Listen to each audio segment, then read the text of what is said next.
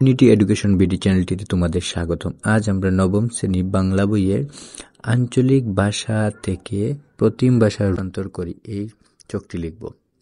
তুমি তোমার চারপাশের মানুষজনের কাছ থেকে শুনে কিছু আঞ্চলিক বাক্য সংগ্রহ করো এবং নিচের চোখে বাম কলামে সংগৃহীত আঞ্চলিক বাক্যগুলো লেখো।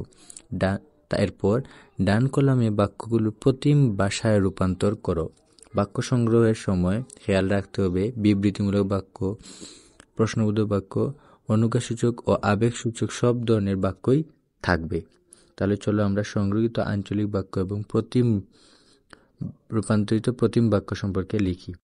প্রথম আঞ্চলিক বাক্য লিখব, আইজ মেলা রোদ উঠছে। আজ অনেক রোদ উঠেছে। 2 নম্বরে, মিনা তোমার বাপে কিরাম আছেন। মিনা তোমার বাবা কেমন আছেন। 3, দোয়া করি বাজান, আল্লাহ তোমারে বাঁচাইয়া রাখুক। দোয়া করি বাবা, আল্লাহ তোমাকে বাঁচিয়ে রাখুক। ওমা এত সুন্দর ফুল, ওমা এত সুন্দর ফুল। 5 নাম্বার লিখব, গঞ্জে যাই চাল কিনতে হইব। বাজারে যাই চাল কিনতে হবে।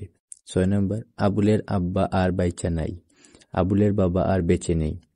7, আজ 3 দিন হইল বুড়ি পাওয়া যাইতেছে না। আজ 3 দিন হলো বুড়িকে পাওয়া যাচ্ছে না। এত বুড়ে কই যান বাজান, এত বুড়ে কোথায় যাও বাবা। 9 নম্বরে, কোনোদিন মিশা কথা কইবা না, কোনোদিন মিথ্যা কথা বলবে না। আহারে পোলাডা কেউ নাই, আহারে ছেলেটার কেউ নাই। এই ছিল 10টি বাক্য।